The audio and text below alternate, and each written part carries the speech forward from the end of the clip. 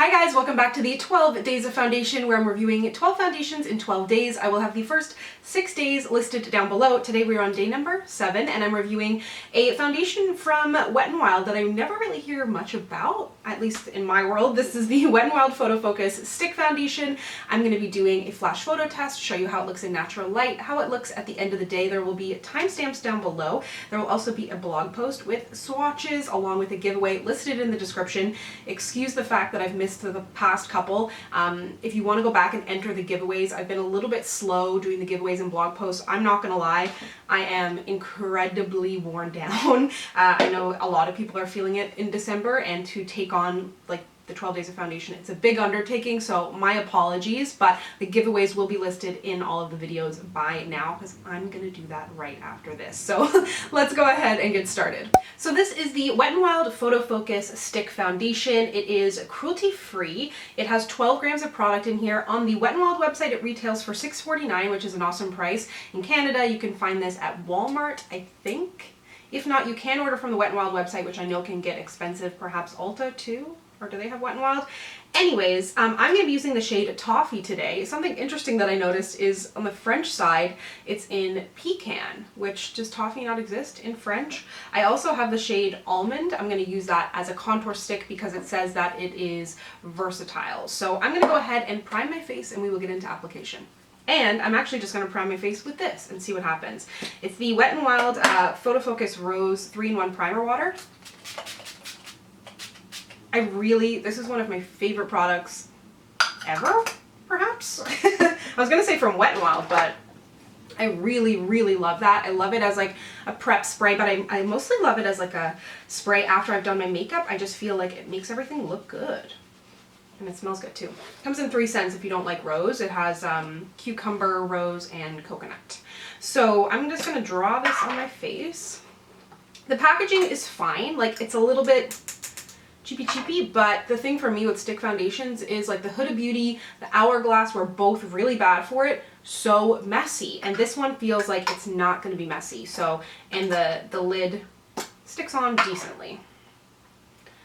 So like I said, I'm using the shade Toffee today, which seems to be a pretty good match. Wet n Wild has done a good job with their shade ranges lately.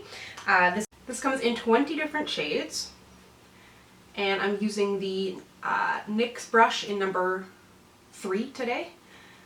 As you can see, it blends out really nicely. As for claims, it says it's lightweight, multi-dimensional, semi-matte finish. It has argan oil and sunflower seed oil in there.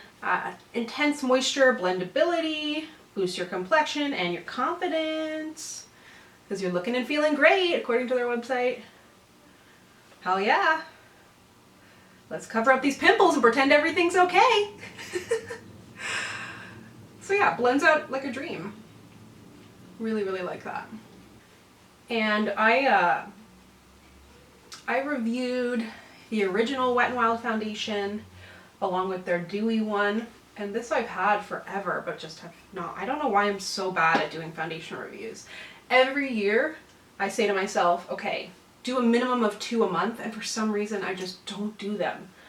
So, and I know it's what you like. It's just how it is. So anyways, on my list of 2021 goals is to do a minimum of 2 foundation reviews a month, hopefully more.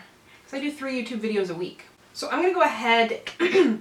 So I think you can see it blended out really nicely. I feel like it has like a nice light to medium coverage. I wouldn't build it up any more than this. It's coming close to setting on my skin. Like, it blends into the skin so seamlessly. It looks like nothing on the skin. I will say it doesn't feel like nothing. Not that it feels heavy, but it looks a little bit lighter than it feels, but it looks just like I have better skin, which I always appreciate. So I'm gonna go ahead and take some flash photos, then I'll come back and show you it in action as a cream contour. So then for cream contour, I'm gonna use the shade Almond. And one of my favorite, I think my favorite cream contour is from Wet n Wild. It's their Photo Focus sticks, is that what they're called? But I use the deepest shade of that, so it's awesome to see some deeper shades, first of all, for people to use as foundation, but also as contour. So this is my favorite brush for blending out cream contour. It's a holiday packaging kind of, but I'm pretty sure the brush exists. It's the Pro Flawless Airbrush from Sephora, number 56. It's amazing for blending out cream contour. And I say this all the time, but don't be scared of cream contour. Don't believe what Instagram showed you. You don't need to make yourself a clown. Well, not that anyone's doing clown contouring anymore, but I think like cream contouring just always looked so extreme. And I think it is a really beautiful look. And I'm here to be a cream contour advocate.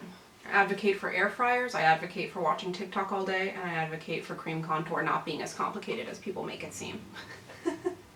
These are my platforms. So yeah, just adds a little bit of dimension, warms the face up a little bit, etc., etc. So I'm gonna go ahead now and do the rest of my makeup, and I'll be right back. Okay, I'm back with the rest of my makeup. I will have everything that I'm wearing listed down below. I skipped the bronzer because I feel like with the cream contour it looks quite good. Adding the powder on made it all look so nice and smooth. I'm wearing one of their new lipsticks in the shade Pinky Ring. If you'd like a lip swatch video, I have like the majority of their new lipstick collection. Let me know. I've got a lip liner on with it, but I think things look excellent, like really, really good. I'm trying to tell here in the viewfinder. I feel like matching my face and my body lately is just a real problem, but I love the way it looks. It feels really natural, looks really natural, and like, I don't want to say flawless, but just things look good, you know? There's flaws, but they're looking good. So in photos, I thought here in my lighting, there's definitely a little bit of sheen to my skin. This is pre-powder. And then in flash photo, there's a little bit of a difference in terms of the warmth of my face and body, but I do think it looks good. It's nothing like, not a huge flashback or anything. So I don't know that I would say it's semi-matte though. I would say it's probably more natural matte because I have powdered and there's still some sheen to my skin, and I'm not wearing any highlighter right now. So yeah, overall really, really happy with how things look. So I will check back with you in a few hours in some natural light. Hello, coming to you in some natural light, and I gotta say, I absolutely still love the way that this looks. I think you can see in the natural light that it looks quite good, if I do say so myself. I will say that it looks really good on the skin, but it does, I'm starting to like feel it a little bit. I think it might be those oils that are in there. It doesn't feel or like look heavy and cakey, but it looks a lot more natural and lightweight than it feels. I know I already said that, but I just kind of want to reiterate. But otherwise, I think things look good. It doesn't feel or look like it's oxidized or anything, so I'll continue to wear it, and I will see you tonight. Okay, I'm looking a little bit rough. My contact lenses are so dry. I fell asleep on my couch.